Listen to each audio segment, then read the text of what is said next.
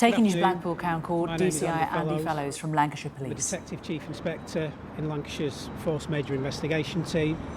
And I just wanted to say a few words on behalf of the investigation team, and then I'll read a statement on behalf of Preston's biological mother, Sarah Davey, and Sandra Cooper, a foster carer who looked after Preston for the first 9 months of his life. Jamie Varley is an evil and monstrous individual who sexually, physically and mentally abused a vulnerable baby for his own sadistic pleasure.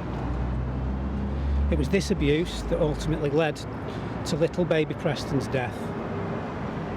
I struggle to imagine the horror that Preston endured in his short life. McGowan Fazakerley did nothing to help Preston and instead committed his own sexual assault against him. While no sentence will ever be enough for what these truly wicked men did to an innocent child, I welcome those handed down to them today by the judge.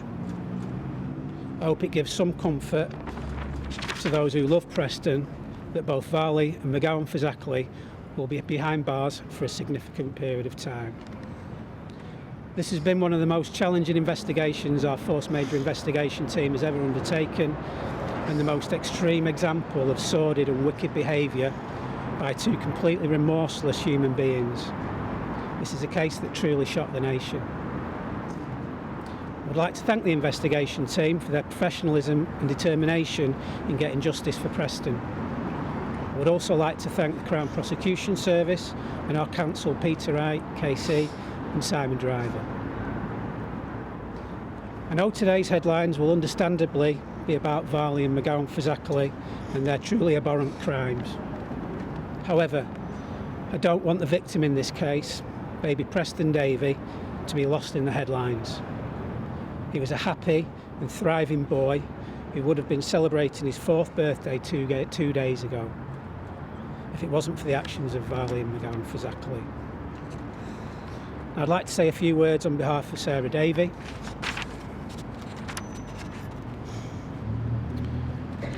Preston Paul Arlo Davey was perfect from the moment he was born. The second he was placed in my arms, I felt completely in love with him. He was my baby, my son, and from that day on, I never wanted to let him go. For the first 7 months of his life, I was lucky enough to spend precious time with him. He had the most beautiful smile, one that could light up any room, and the bond we shared was something everybody could see. Those memories should have brought me comfort, but instead they are now mixed with pain because I know what they put him through in his final months. He was defenceless. He relied entirely on them, the adults responsible for him, to love him, care for him and keep him safe. Instead, they caused him suffering. They took away his chance to grow up, to go to school, to make friends, to live a full life. They took everything from him. There are no words that can truly describe the moment Sarah was told her son had died. Her world ended, part of it died with him. But what makes it even more unbearable is knowing that his death was not an accident. It was something cruel, something that he did not deserve, and something that should never have been allowed to happen. Now I'll read a few words on behalf of Sandra Cooper.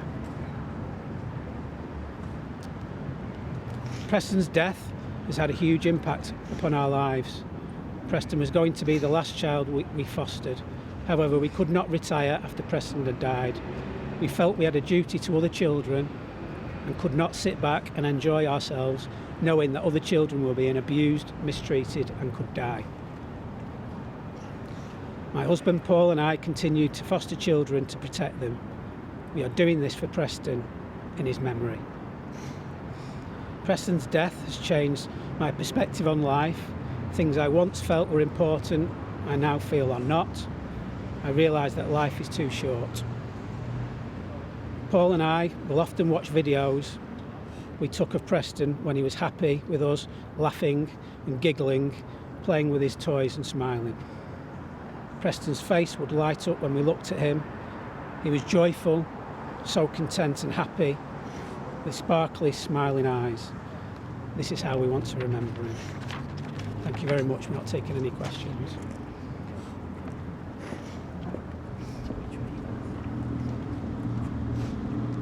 DCI Andy Fellows, Senior Investigating Officer from Lancashire Police, talking about this case as it being a case that truly shocked the nation. He was, Preston, a happy and thriving boy before he met these evil and monstrous individuals, he said.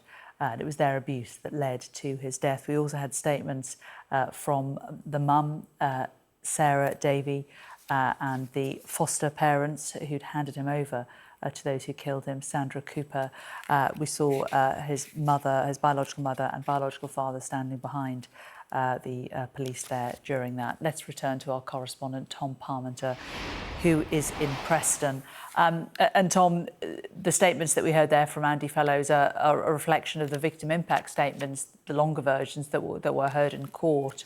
And just really underline what a charming little boy this was, who had so many people who loved him.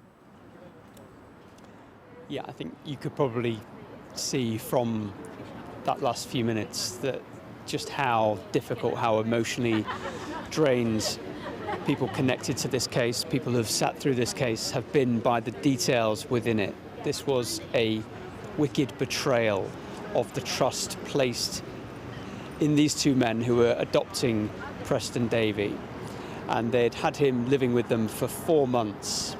And as we've said, the police have shown us new video today in which they've shared, and you can see just what a happy, bright, bubbly little boy Preston Davey was. And the contrast with that and what we've learned through this court case as to his 4 months with these two men who were going through the process of adopting him were so unhappy, filled with abuse, both physical, psychological and sexual abuse. And their crimes were described by the police there as sordid and wicked. And also the fact that these men have shown no remorse. Now, convicted over Preston Davey's murder is Jamie Varley, a secondary school teacher who himself had been involved in the safeguarding of children in a professional capacity, but he was hiding a very dark and sinister life away from that professional environment. And he and his partner were adopting Preston. He'd been living them for 4 months, and he now, for the abuse that he inflicted on Preston Davey, this 13-month-old boy who relied on them for everything, that abuse has led to Preston's death, and it has led to Jamie Varley being imprisoned here for the rest of his life. He was given a whole life tariff, which means he'll never be eligible for parole. There are around 70 prisoners like that in the country, and these sentences are reserved for the most extreme and distressing cases. And the judge explained that that was a decision that was carefully calibrated. He's looked at the evidence along with the jury in this case and everyone who has listened to what has been revealed in court, and a lot of it is just far too graphic and distressing to get into and to relay. But that severity of the abuse that they put that little boy through means that it is a whole life tariff for Jamie Varley and his partner John McGowan Fazakerley for allowing the death of a child and also taking part in some of the abuse of Preston Davey. He was jailed for 25 years. He'll serve at least 2/3 of that in custody. And it brings to an end a distressing, horrifying case. The two men primarily responsible for his death have been punished, but it's a case that also raises fundamental questions around the safeguarding of Preston, the connections and the instances in which they'd had contact with the authorities during that 4-month period of his life. He'd been taken to hospital 3 times with bruises, and he'd been suffering seizures. And there were always excuses or reasons that the couple gave. And they've consistently denied any wrongdoing. And for whatever reason, the concerns that were felt were never escalated to the point where someone intervened and took Preston out of their care. Social workers also had contact with these two men and their adopted son. And they too are facing very serious questions about the level of concern, whether they intervened robustly enough. Was the fact that this was a same-sex couple a factor in their decision making?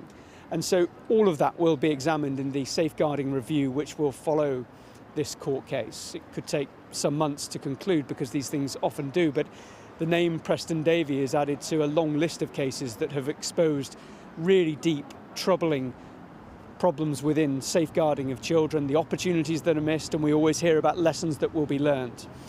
But at the centre of this is a tragic story about a little boy, and that was front and centre of people's minds earlier this week in this city, where people gathered at a candlelit vigil, and we were speaking to them about just how horrified people have been in this case, the questions that people want answering, the accountability that they want to see towards the authorities who may have failed Preston Davey.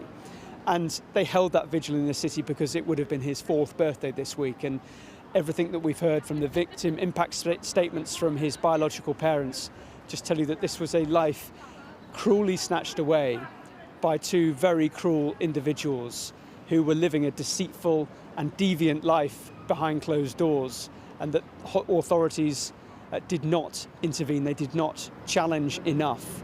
And all that will be laid out in the safeguarding review.